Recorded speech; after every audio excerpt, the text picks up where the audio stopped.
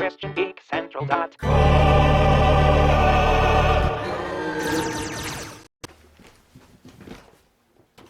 right. Good morning. At least it is for me. This is the beginning of the final day of what I've been calling, what have I been calling this? Solo Tabletop Game Fest 2021. The maybe first annual, I think. I've been having a really good time doing this all week and have really enjoyed interacting with those of you that have been able to come out to join me in the chat for a little bit. Yeah, so I'm looking forward to this final day, which is going to be roughly, I think, 5 hours of tabletop gaming content. First things first, though, we got to finish up this game of Hero Quest. I've been playing the introductory quest of the trial. Well, it's called the trial. Introductory quest of the main base campaign for Hero Quest. Again, this game is being reprinted with some upgraded art and other aesthetic things, but largely the rules will be identical to the original late 80s, early 90s release. And I am playing a heavily modified version of the game with a bunch of variants that I've put together, a bunch of monster stats that I created so I could bring over miniatures from other fantasy tabletop games that I've played over the years. And I've been discovering that, it definitely is tougher. There's definitely more challenge involved. And I'm probably going to need to tweak the rules further. As I suspect that I would, this whole week with each of the games I've been playing, there's been some experimental aspect of it. Either I'm playing it solo and it's not intended to be solo and I haven't really done it before, or I'm playing around with rules variants. And then on top of that, I break rules on accident because I'm terrible at multitasking, which means that streaming board games, when I'm trying to think about technical streaming issues at the same time that I'm trying to remember rules and make tactical decisions, doesn't work really well for me. But I primarily play board games for theme and not for challenge, and just immersing myself in the theme and the emergent story moments that are created through the mechanics and what plays out on the game board. So, and on that level, I've really been enjoying myself. So let's see. I believe we left off. We just finished Zargon's turn, and now it was time for the barbarian to take his turn. He doesn't have any conditions on him that he would need to address. Well, let's take a look at our health here, just to remind myself. Barbarian's at 4 health. Oh, that's right. My elf is at 1 health. He's almost. Oh, but he does have a healing potion. It's a random healing potion. I think that I'm either going to have to house rule that those D6 potions can give you like a static number, kind of like with movement. I've been saying that my guys can just move 6 spaces if they want, if they would prefer that instead of rolling 2 6-sided dice to see how far they go. So likewise, I may want to rule that I get some kind of a static restoration from those health potions, because it can be such a bummer to roll and get a 1 or a 2 when you are in dire need of much more than that. But I don't know, we'll see how it goes. I think I'll probably cheat rather than allow myself to fail this quest altogether, because I do want to see it through to the end and be able to show that to you guys, and that's part of my story that I want to tell. You know, when I play video games or tabletop games, I like some challenge, a little bit of pushback, but just so that it creates drama. At the end of the day, I usually want the good guys to win. That's the story. That's, it's me having structured playtime with my action figures. That's really what I've discovered video games and board games are about for me. It's like, it's not for challenge. What is it for? Psychologically, what's going on? And I think it's that I just want something that has more complexity to it, but at the same time gives me that same feeling of satisfaction and enjoyment that I got from playing with my action figures as a kid. There's another level of mental engagement, a little bit of puzzle, just a little bit of light puzzle solving going on, which is what solo games usually are, because you don't have a player that you're trying to read. So yeah, let's see what happens here. Barbarian. Oh yeah. So elf is at 1, the dwarf is at 4, and the wizard is at 4. So, and I have... The Barbarian has 1 healing potion. The Elf has 1 healing potion. So, Barbarian's turn. We got to see if we can take care of this mummy. I don't really want to get more cursed tokens. I mean, both of these guys really need to be dealt with, but he's right there. So, let's see. I'll go 1, and then he gets 3 attack dice. A nice roll would be just wonderful here. Is it time for Berserker Rage? Is it time for Berserker Rage? Not yet. Not yet. Okay. Okay, 2 skulls. Great. And the mummy gets what? 4? A ridiculous amount of defense dice? Okay, but he has to defend against 2 skulls. I think this could take him out. Let's see here. Oh, crap. So he defends against one of them. He has not received a wound up to this point. So he gets 1 wound. Where are my tokens for that? Here we go. Yeah. Man. And I've got tougher enemies still. I've got tougher enemies still to fight. So I'm not super encouraged right now. The elf, where is he at? Oh, okay. He'll just attack that zombie that's right in front of him. Come on, elf. You can do this. No spell I can use, right? No, nothing that's going to help me. Oh, crap! Okay, so the elf... Jeez, I think he's got to get out of there. I think he's got to get out of there. How fast can a zombie move? Let's remind myself here. Well, zombie has a movement of 5. So he could go 1, 2, 3, 4, 5. Yeah, well, he couldn't chase the elf all the way across the room. See, 1... Oh, but and he's going to have to jump over that guy. So if I go in this room, 1, 2, 3, 4, 5. The zombie, 1, 2, 3, 4, 5. He could reach him, but at least he's going to have to... Let's see. 1, 2, 3, 4, 5. If I put him here, then he can't reach him. 1, 2, 3, 4, 5. Yeah, because he can't attack diagonally. So I'll put the elf there. And he would also have to go through the dwarf. So that's going to make that an unappealing move for Zargon on Zargon's turn. So that's the end of the elf's turn. Now the dwarf, he's got this curse token. I got to remind myself how that works. Targeted hero places a curse token on their character sheet. A hero with 1 or more curse tokens rolls 1d6 at the start of their turn. I got a 6. Oh, wait a minute, what? 1d6, I think you meant 1 combat die. 1 combat die. Alright, dang it. Because that was a 6. That was a great roll, dang it. Alright. Skull. They can remove 1 curse token for each white shield rolled. A hero with 1 or more curse tokens on their sheet rolls 1 fewer combat die when attacking or defending. Okay. Crap. Alright, so that means that the dwarf only gets 1 attack die. This is brutal. This is brutal. Oh, but you know what? This would be the time, then, to use the Potion of Strength, which gives him 2 extra attack dice. So I will go ahead and just scratch off that 1 Potion of Strength that he has. And now, instead of rolling with 1, he will roll with 3. That's not bad. Should we go for the mummy, though? Yeah, let's go for the mummy. Let's go for the mummy. Nice! Oh, that was a good choice. 3. 3. So conceivably he could block this. I don't think he will. He's only got 1 health left. Yeah, he's toast. Oh, beautiful. Beautiful. Man. I really do think I want to develop some kind of a loot mechanic. I was thinking about this. That's probably what I'll do if things get a little too difficult. With what I have now, I'll probably introduce some kind of a loot mechanic where I at least maybe roll a d6 every time I kill an enemy, and on like a 6, let's say, I get, I don't know, a healing potion, or a dagger, or something.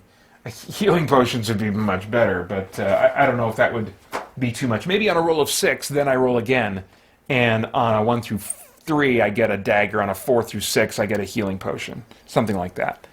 That sounds That sounds fairly reasonable to me. Might give me just a little bit more of an edge. I don't know. We'll see. We'll see. There's a lot of enemies, and so I can see that messing up the game quite a bit, making it way too easy. Okay, so that was the dwarf's turn, and now the wizard. Ugh, I don't want him having to go over that pit. So I am going to leave him where he is. Okay, so Zargon's turn. Zargon gets another threat. I now have 6 threat. It only makes sense. It only makes sense for me to try and spring a pit trap on the elf. It only makes sense. Now the elf has a mind of 4, which means in order to avoid this trap from, triggering altogether, he needs to roll less than his current mind points. So he's got to get a 1 through 3 to avoid this. He does not. So he falls into a pit and is going to have to drink that potion. Crap. Here we go. That's actually a pit token from Descent that I'm using here. Alright, so that brings him down to 0. Now he needs to roll to see what he gets on this potion that he drinks right before he dies. 6! Oh my gosh. Here, you can't see it, but there it is, 6. Alright, that unbelievably brings him up to his maximum. Wow, okay. And now the zombie is going to move right here, and he will attempt to really just put the dwarf in a bad place by trying to inflict disease on him. So I have to trigger that on a 4 through 6. That'll trigger. It did not trigger, so the zombie was completely harmless this turn. Nothing else Zargon can do. So we're back to the barbarian's turn. He's going to attack this zombie.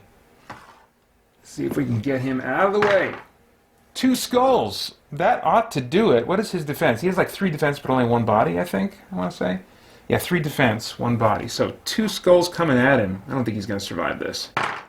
Oh, unbelievable. Unbelievable. 2 black shields. Jeez Louise. I feel like the rolls at the end of yesterday and today have really been favoring Zargon quite a bit. Alright, so that was the barbarian. Elf. Can the elf get in there? Yes, he can. And he's going to. 1, 2, 3, 4, 5. Crap. Really? 1, 2, 3, 4, 5, 6. Alright, I'm gonna roll and see if I can possibly get better than 6. I combined 6 on this. No, I got exactly a 6. Okay. So, I think he will probably just stay put instead. There's nothing really productive that he can do except set himself up to be hurt. Yeah, and well, maybe yeah, let's get him in there anyway, because he has 6, the dwarf only has 4, so at this point the dwarf is vulnerable. If anything, the elf presenting himself as another target might be useful. Okay, so then the dwarf's turn. We got to see if we can get rid of this. Oh, almost fell off the edge there. I think it's a skull, though. Yeah, it's just a skull. So he still is cursed. Crap. And he will still attack. Miss. Wizard is not going to do anything. So it's back over to the barbarian. No. It's not over the barbarian's turn. It's Zargon's turn. Hello. So I did spring that pit trap, so I got to get rid of the threat for that. But I add 1 threat now. And the zombie is going to attack.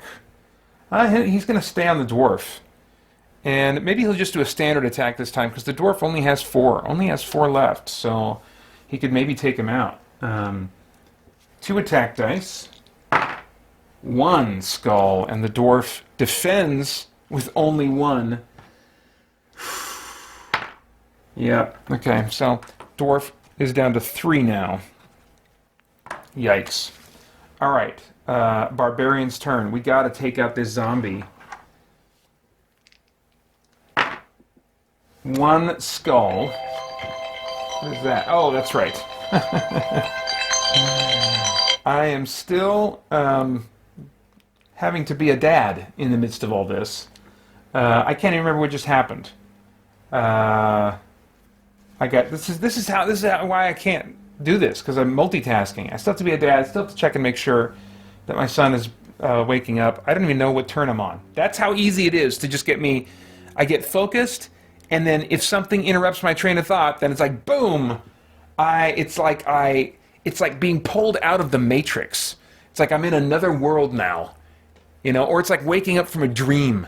I cannot remember what was just going on in my dream. All right. Whose turn was it even? Let's see. The dwarf just got damaged. So the barbarian, he was attacking. Oh, yeah. Did he get it? Did he score one hit? And has the zombie defended yet? I don't know. I'm going to say the zombie's dead, I guess. This is the nice thing. I mean, I'm playing publicly right now. But so, there's somebody that could be watching this and say, "Idiot! This is what happened. Where are you? Where's your head?" But by myself, I'm just by myself. I go, I don't know. I'll just do this. I'm just playing with my toys. So, we're going to say the zombie's dead, I guess. Was it the barbarian that just did that? The elf? No, it wasn't the elf. Okay, when I come back, it's the elf's turn. Let me go make sure my son is awake and getting ready for school.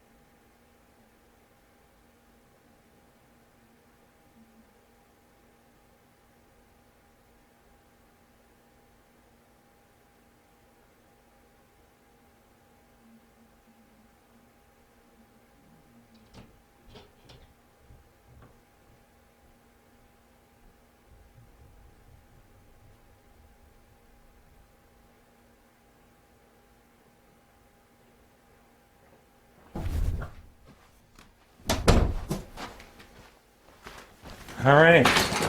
Good thing I checked, because he slept through his alarm this time. Doesn't always do that. All right. I have these timers that I'm using throughout the day because I can get so intensely focused on, and like anything that I'm doing, I'm just very single-minded and focused on it, and I can still kind of rabbit trail in my thoughts a little bit, as you guys know if you listen to the Christian Geek Central podcast. But I've got these timers that go off throughout the day so that I don't forget things, because I just get so focused on whatever it is that I'm currently focused on that I need these timers to kind of jolt me out of it, or there's a bunch of things I would forget to do. Be like, my gosh. So it's the tyranny of the timers, I like to say, the tyranny of the timers. And it is so frustrating. I mean, now I'm just playing a game. But I mean, when I'm deeply thinking and trying to think, okay, if I shift my schedule around and I produce this video this week and I do this topic this week, then and I have this whole puzzle I'm working through in my head, and then and it's infuriating because I lose that entire train of thought. I got to go do laundry thing or whatever it is. And then I come back and I'm like, what the crap was I even thinking about? What was even the topic on my mind? All right. So the zombie got killed, I think, by, I don't know, was it the barbarian? I think it's the yeah. So the elf's turn. Let's go 1, 2, 3, or maybe the zombie was killed by my forgetfulness. That's probably more likely. So he'll stop there. Barbarian, elf, dwarf. He'll go. let's go. Oh, I got to remember that I have Stubborn Resolve that I could be putting into play if I really want to. I just don't know if that's going to be all that useful at this point. When he's this is going to be more useful when my guys have diagonal weapons or ranged weapons, and he can stand at a door and really kind of be just kind of a tank at the door. Until then, until they have diagonal weapons, or he has a great enough weapon that he can still do something offensively while Stubborn Resolve is in effect, then I don't think I'm going to use it yet. So I will put him in front of the door. Put him over here. Wizard, dang it! I really don't want him to have to jump that pit, because he'll have to jump it on the way in, and then he'll have to jump it again on the way out. And I need my wizard for the rest of this quest. Even if I didn't know what was coming in this quest, I would think to myself, no, you got to save up the wizard for those last vital moments. And I think I'm all out of healing magic. Have I used all of my healing magic? Water of Healing, Heal Body, yeah, both the healing options are gone. So, yeah, wizard's going to stay put. Zargon's turn, he just gets a threat. Barbarian's turn, he's going to come here, 1, 2, 3, and open up this door. And let's see what awaits us. Oh, dang it, wait a minute. No. Oh, crap. I'm torn here. I want to search for treasure to maybe get another healing potion, but if I get a wandering monster, that's when I know that things maybe aren't balanced the way they should be. If I'm losing that pull to search for treasure. I want to always feel the pull to search for treasure. But right now I'm like, I don't know if that's such a good idea. So maybe I'll just play around with the idea of, at least going forward, that whole roll a d6 and maybe get a healing potion on the 6 or something. Let's try that. We'll try that for a little bit. I am going to open up this door for now. No, I'm not. We got to do a clean sweep of the dungeon, man. So let's back this up. The barbarian's right here. He's searching for treasure. What do we got? Crap! Hazard. See, this is why. So basically falls into a pit, loses a body point, turn is over. Dang it. All right.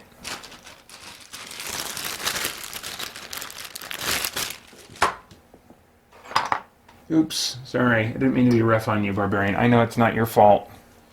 It's my fault that you fell into the pit. And that puts him down to 3. Jeez Louise. He does have 1 healing potion, but that's it. That's the sole source of healing I have for the rest of this quest. Okay, so it's the elf's turn. He is going to search for treasure. Crap! Wandering monster. All right, we're going to put an orc out, and he's going to attack the elf. But is it an orc? Let's check our monster table here. It could end up being a scout. So let's go ahead and roll to find out.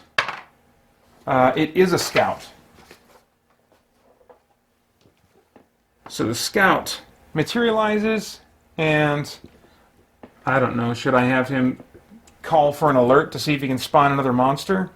Let's see if he can. Let's really test this. He does spawn another monster. And we'll say that does need to be an orc in this case. It has to be out of line of sight of any heroes. And I think this could... Well, actually, I could have him show up right around the corner from the wizard. So it could show up right here. He doesn't get a turn, but he does show up. He does get spawned. All right, so that's the end of the elf's turn. And the dwarf can't search for treasure now because we got a freaking monster in the room. Ah! All right. Okay. Let's see. So now it's the wizard's turn, I guess. Does he have anything that he can use against this orc? He can make him lose a turn. He can try to put him to sleep. These are the kinds of things I want to save for other monsters, though. Swift Wind. When have I ever used Swift Wind? The spell may be cast on any one hero, including yourself. Its powerful burst of energy enables that hero to roll twice as many red dice as normal at the start of the time he moves. And basically the rule that I put for that on movement is that, what did I say about movement and how that affects Swift Wind? Effects that would allow heroes to roll more movement dice may instead allow heroes to move half, rounded up, of the total max number that could be rolled when such an effect is applied. So if this would give you another die, that makes it 18. That means he can move automatically 9 spaces when Swift Wind is in effect, if he would like. Oops.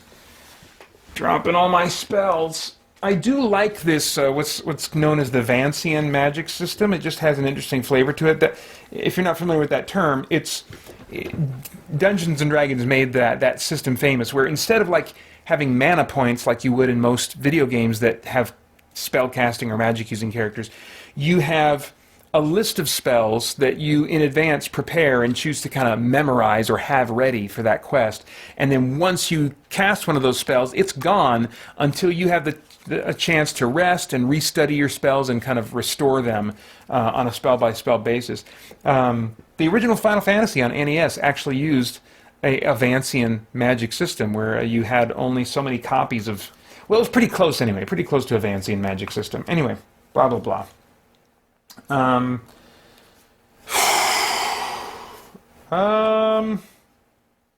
Let's see. I don't want to use Ball of Flame because he only has 1 health point.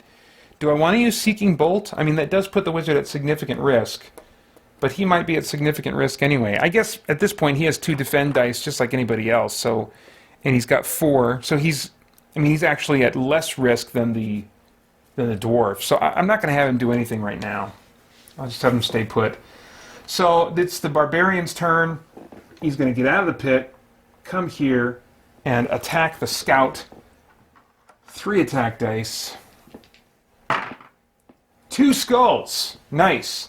And if I remember correctly, I reasoned that I must have made a mistake with the scout stats in giving him 2 body points, because he's supposed to be roughly the equivalent of an orc.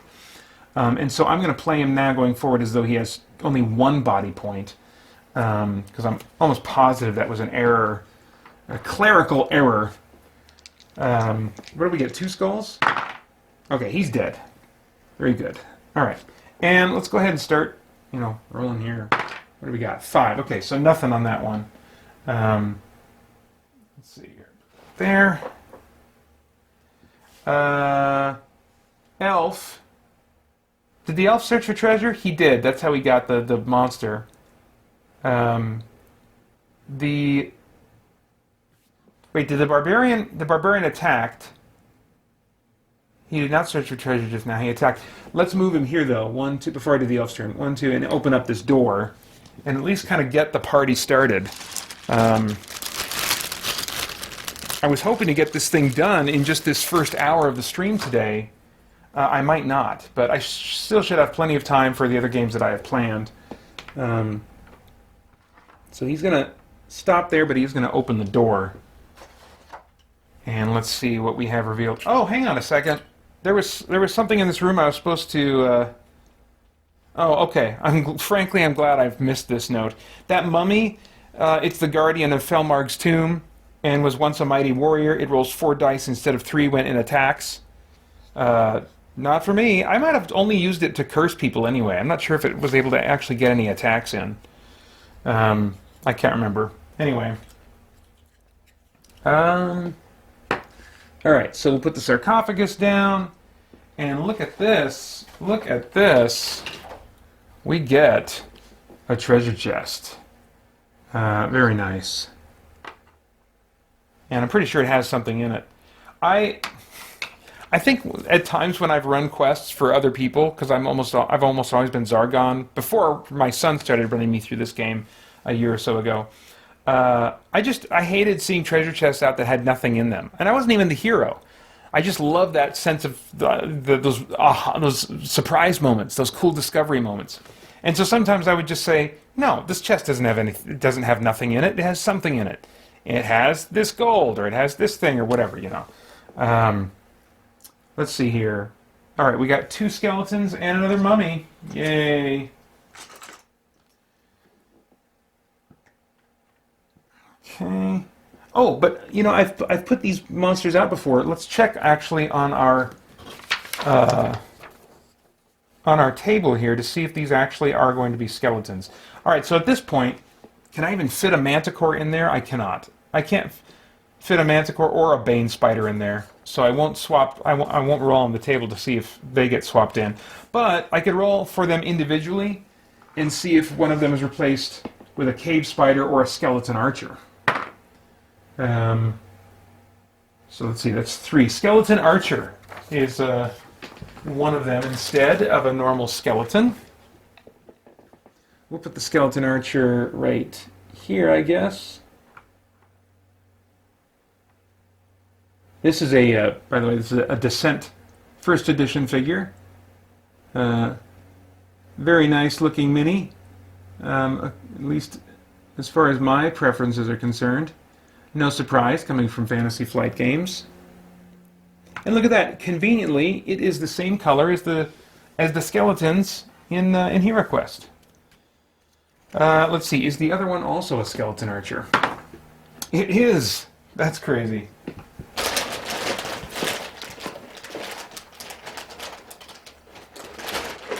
Let's see if I can find another skeleton archer.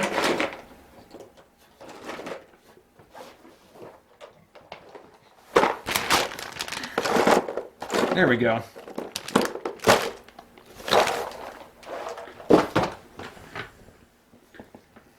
He goes right there, and then this mummy. What could this end up being? This could be a number of things. It's not going to be... See, I don't have room to spawn a Naga, but I can roll for one of these other 4 things here. 3. It's a Dark Priest instead. That's kind of cool and thematically fitting. Let's get a Dark Priest in there.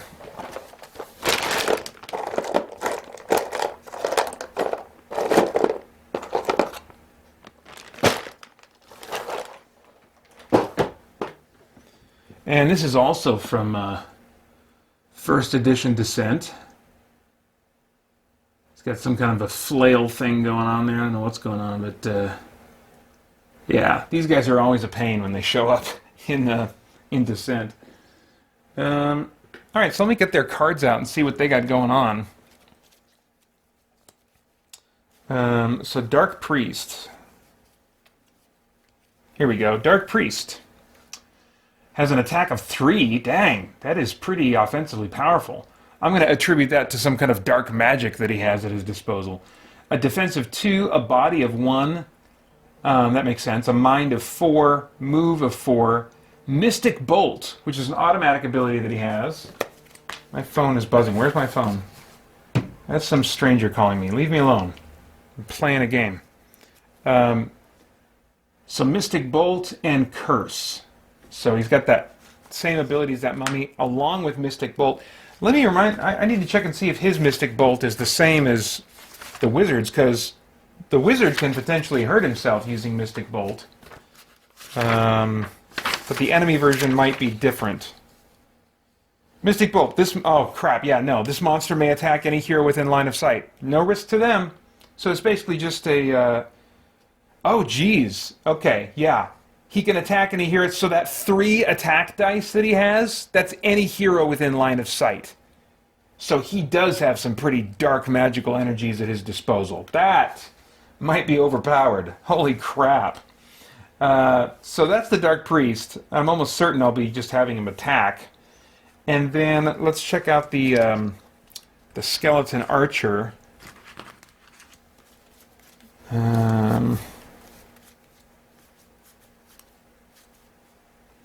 Here we go, Skeleton Archer. Attack of 1. Oh, okay. Defend 2, body 1, mind 0, move 6. So pretty weak attack. Bow, he probably just has a ranged attack. That would be my guess. Let's confirm that. Looking up the bow ability. It's probably the same as Mystic Bolt. Yeah. This monster may attack any hero within line of sight. And it's an automatic thing. So really, I should just consolidate those into an ability called Ranged, or something like that. So, okay. But, you know, Bow and Mystic Bolt, these are more thematic names for things. So I like them in that sense. All right. So that's the end of the Barbarian's turn. He just walked there, spent his move to open it up. The Elf searched for treasure in this room already, so he can't. The Dwarf is going to search for treasure, even though it's probably a bad idea. And indeed it is. Hazard, dang it, takes a point of damage. Ugh. So the Dwarf is now down to 2. Oh, and I got to roll to see if he's still cursed. 2. Oh, wait, no, I was rolling a d6. What was I rolling a d6 for? Come on. Finally! All right, the curse is lifted. Oh, jeez. Okay. So the Dwarf... Ugh, gosh. Should he just get in there and start taking these guys out? I mean, the Skeleton Archers only have a body of 1, and they only have a defend of 2. I feel like he should probably get in there. I mean, if he needs to, he can activate Stubborn Resolve, and that can help him survive if they really make him a target. But I think we got to get this party started. Oh, no, wait, no. He just searched for treasure. He can't attack. He's done. Okay, Wizard, done. Zargon. Another threat. Oh, this is so nasty. This is so nasty. All of these guys can attack the Barbarian all at once because they all have ranged attack abilities. This is freaking brutal right now. It's a good thing that he has the healing potion. So this skeleton is going to attack him. He's got line of sight. Now he only has an attack of 1, so I mean that certainly helps. And it's a miss. The other skeleton will move right here, and he will attack him. That's also a miss, thankfully. The Dark Priest will move right here, and he has line of sight, so he will attack. Oh my gosh, that's 3 skulls. Holy crap. Oh, this is so bad. He's going to take at least 1 hit. This could kill him, or cause him to have to drink his potion anyway. Jeez Louise, he takes 2 hits, down to 1 body point. 1 body point, and he has the last remaining, whatchamajigger, last remaining healing potion. Source of healing, period. Good gravy. Okay, so that was Zargon's turn, and what a turn it was. Barbarian is going to attack the... I mean, he's going to attack the skeleton right in front of him. He can't really do anything else. Should he use Berserker Rage? I don't think so. Yeah, early on, Berserker Rage, I like it thematically because it makes him much more threatening offensively, but makes him very vulnerable defensively. And early in the campaign, there's just not many circumstances I can think of where he's going to want to use this. So I could maybe consider modifying this to give him multiple attacks for a number of turns instead, and lowering his defense at the same time. That's something to consider. Anyway. Yeah, that might be overpowered, though. I don't know, we'll see. So, skeleton. Oh, geez, just 1 skull. It could be enough, though. The skeleton archer only has 1 body point. But of course he rolls a black shield, because of course he does. Dang it. The barbarian is then going to take a step back, and the elf is going to step in here, and he is going to attack with his meager 2 attack dice. one skull. And he does take out the skeleton archer, thank goodness. Alright. The dwarf, then, he's going to move in. He's moving in. And he's going to take out at least this skeleton if he can. That dark priest. Ugh. Nope, he can't take out the skeleton. Jeez. Alright. And the wizard's not doing anything. So the dwarf, even though the dark priest can do a ranged attack, the dwarf is too tempting a target with only 2 body points left, and so the dark priest is going to summon his evil dark energies from whatever horrible pact he's made and attack the dwarf. Oh, but it's a miss, a complete miss. Oh my gosh. Wow. About time. Oh, I forgot to give Zargon a threat. Oh man, he's got 5 threat now. I know what I'm doing with that, dang it. I know exactly what I'm doing with that. Hold on, though. Hold on. The dwarf came into this room, and I was supposed to check for a trap to trigger at that point. And at that point, I only had 4 threat. I only could have afforded a spear trap. See, what I was just thinking is, crap, I have 5 threat. I need to spend that on a pit trap, which right by that door... so many pit traps appearing by doors, and that is like such an annoying thing in Hero Quest when there's a quest, and they don't do it very often. And I think rightly so. When you step into a room, you can't search a room for traps until you're in the room. But if there's a trap on that first space inside the door, there's no way you can search for it. You're just going to step into the room, and you're going to have to spring it and hope. I think when a pit trap springs, do you have a chance to dodge it? I can't remember. You might not. It's just terrible. And then, depending on how linear the dungeon is, you might find that all your heroes are going to have to jump over that space and risk falling into it. And so with the rules that I'm using now, I'm finding it so much more likely for pits to materialize next to doors. Not that heroes don't have a chance of avoiding. They do get to roll, their mind points, that roll against their mind points, but not against, but trying to roll under their current mind points. But anyway, okay, so let's see if a spear trap triggers for the dwarf. His mind rating is 3, so he needs to roll a 2 or less.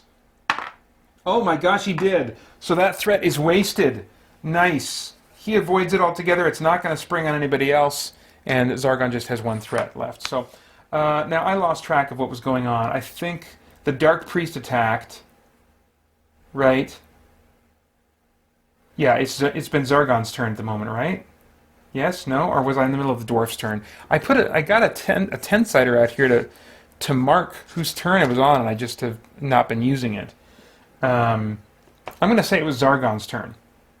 It feels like it's about time for the Barbarian to go, so that's what I'll do. Barbarian can't do much, though, unless he wants to go in there and use Reckless Charge to move past monster spaces, but he has so few body points. He's got 1 body point left. I mean, he does have a healing potion, but even so, I don't know if I want to get him in there that badly. So, crap. I guess he'll wait it out. And so will the elf, dang it. Well, the elf could cast Pass Through Rock and help the Barbarian get in there. Yeah, I guess let's do that. This is another spell I almost never use. Pass Through Rock. This spell can be cast on any one hero, including yourself. That hero may then move through walls on his next move. He may move through as many walls as his dice roll allows. Caution, there are shaded areas on each quest map which indicate solid rock. If a hero ends his move in one of these areas, he is trapped forever. So yeah, the elf is just going to cast... he's going to cast that on the Barbarian, and the Barbarian is then going to... or the elf is then going to move over 1 space. So at least the Dark Priest doesn't have a shot at the elf at the moment. And the dwarf has the dwarf hasn't had to activate Stubborn Resolve. I was ready to activate Stubborn Resolve for him when that Dark Priest was attacking him, but he ended up getting a complete miss, so has not been activated yet, but I have a feeling it might be activated soon. Anyway, dwarf's turn. He's not cursed anymore. That's great. So he's going to attack the skeleton archer. 2 skulls. Very nice. And the skeleton archer gets a defense of 2. No good. He is gone. And let's roll 5. Nope. Nothing. All right. Gosh, if I roll a 6 on one of these, I think I'm just going to rule I get a healing potion. I need one so badly. Okay, so that was the dwarf's turn. The wizard, again, not going to do anything. Zargon's turn. Gets another threat. Dark Priest is attacking the dwarf. And here it comes. 2 skulls. Okay, the dwarf at this point is going to activate Stubborn Resolve. Let me remind myself how this works. Once per quest, before rolling defense dice, you may place this card on your character sheet to gain +2 defense dice and -2 attack dice. Add one token to this card at the beginning of each of your turns. When there are 3 tokens on this card, remove it from the game. So it activates now. At the start of each of my turns, I add a token to it. When there's 3 on there, I take it off. So where did my little bag of glass beads go? Here we go.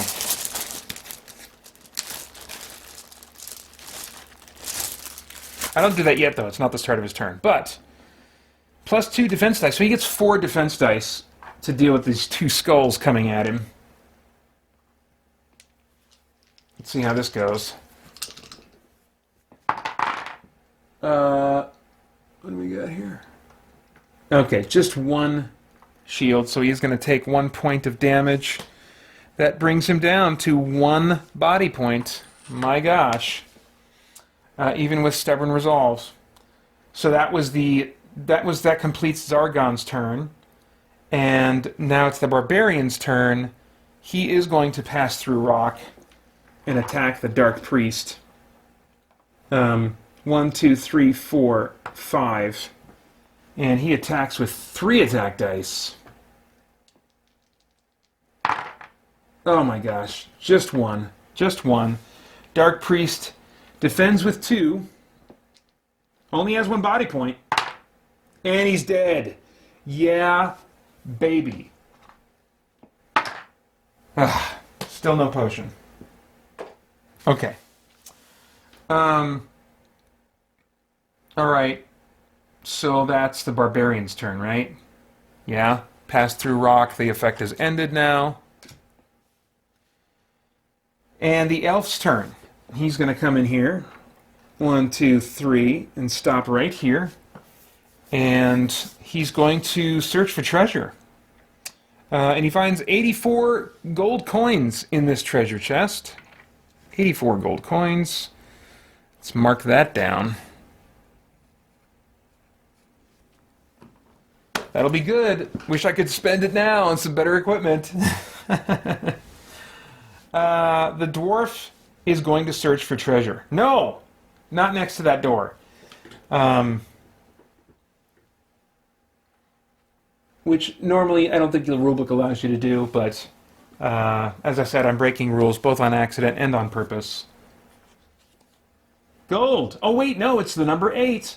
It's the number 8. So we discard this card and we roll a D8 on our random treasure table to see what we get.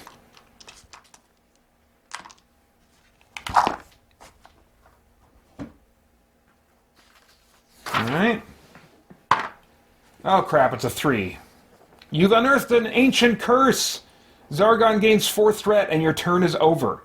Shuffle all discarded cards back into this treasure deck. I got that last time, didn't I? Dang it. Okay. So Zargon gets 4 threat. 1, 2, 3, 4. Gross. And then all these cards get shuffled back in. What do we got? 25 here.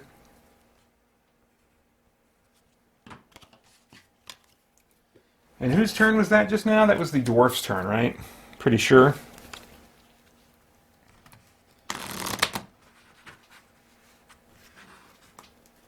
Man alive.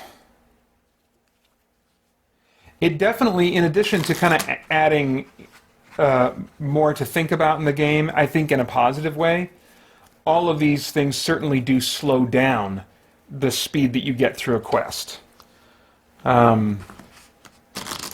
But as long as it remains interesting to me, I don't mind if a game kind of gets slowed down, especially if it's a solo game, a game I'm playing solo.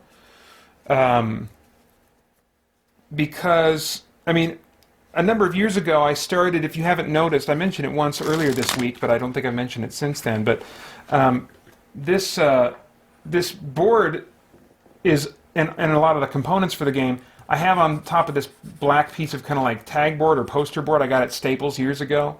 And then more recently, to do this event, I got a TV box that we hadn't thrown away yet and cut off the sides of that and one of the inserts and stuff, so that basically I can have these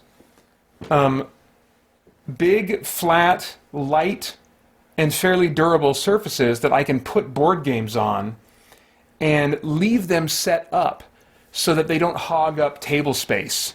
So like this week I've had, I mean, normally I wouldn't be able to do this, but I've had like 5 different board games set up so that I could just, you know, swap them in and out easily in the middle of the stream if I need to, which after this game today I'll want to be able to do that.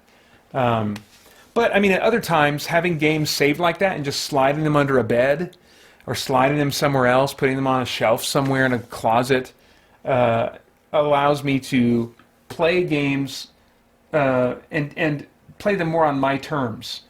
You know, I can play a little short session. I can pull it out, play for just like 15 or 20 minutes if that's all I really want to play, and then put it away. And I don't have to deal with the hassle of setup and teardown every time I do that. And for the games that I like to play, there tends to be a lot of setup and teardown, you know. So anyway, all that to say, the changes I'm making to this game that add length to it, I'm not having a problem with. But what I am having a problem remembering what's going on. Oh yeah, who said was that the dwarf that searched for treasure and got the thing? He rolled the deal, and now it's the wizard's turn, I guess. But he's not going to do anything. He's just going to stay freaking put. And now we can get out of this place. So Zargon's turn. I've got enough threat. No one's standing by a door, thankfully, but I mean, I am going to use a pit trap and play it on the dwarf, and that's going to kill him, isn't it? That is totally going to kill him. All right, well, let's see here. Here's what I'm going to do. I'm going to count up roughly the number of monsters that I've fought so far. 1, 2, 3, 4, 5, 6, 7, 8, 9, 10, 11, 12, 13, 14, 15, 16, 17. I fought 17 monsters. So let's see what happens if I would have been playing with the rule that after I kill, well, 17, I mean, that's not even including wandering monsters. Let's round it up to 20. I'm going to roll a 6-sider for every single one of those. And for every 6 I roll, I'll add a healing potion to my party. And we'll see what happens with that. Let's kind of test this out a little bit. 1, I got to keep track on my fingers. 2, 3, 4, 5, oh my gosh, 6, 7, oh there we go, ha, ha, ha, 7, give that to the dwarf, 7, 8, 9, 10, come on, 11, 12, 13, 14. Yes, 14. Who are we going to give that one to? I don't know. We'll cross that bridge in a second here. 15. 16. Yeah!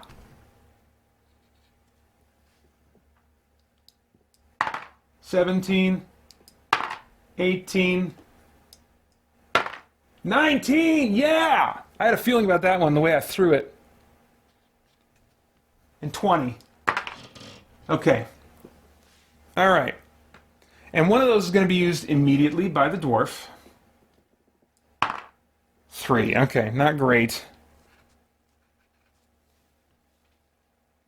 So then, how do I want to... Oh, the barbarian still has one that he hasn't used, but he's bound to use it. He only has 1 body point left, so we will give him 2. And that's 2 more to give out. Let's give, I guess 1 to the dwarf and 1 to the elf, maybe? Yeah, let's do that. 1 to the dwarf. Oh, I'm showing 1 already on the elf. Did I think I've used that and forgot to mark it off, so I'll just let him keep 1 on there. All right. So, yeah, I mean, that doesn't seem to break things too badly. We'll see if I continue with that rule going forward, what that does. But I wouldn't mind adding that in. I like, even though I could just make some choices to balance the game the other way, and it does add some fiddliness every time you kill an enemy to roll a 6-sider, but not much. And I think it adds a little bit of the reward, the extra reward that I want to... Because every other dungeon crawler that I play that I can think of at the moment, just about, especially in video games, when you kill a monster, there's treasure, there's coin, there's something, you know. Experience points, even if it's just experience points, which in this game, money is kind of equivalent to experience points, because all the advancement your characters can do in this game is through their equipment. Or if you house rule it, you still use gold to upgrade your stats, you know. It takes a lot in those kinds of house rules, but, you know, you can still do it, so. Anyway, okay, so, oh my gosh! Look who I forgot about! Mr. Orc! Could have been using him this whole time. Okay, let's give him a free attack. Poor guy got neglected. I have updated my playlists to help you find what you're looking for, anything from controversial topics that are relevant to Christian geeks, interviews with creators like author Brent Weeks and The Chosen's Dallas Jenkins, growing in faith as a geek, tabletop gaming, comic books, video games, movies, and TV shows, or you can just get to know me a little bit better. There is a playlist for you with more content being added to them all the time, so I hope you'll take a look and enjoy what you find. Thanks.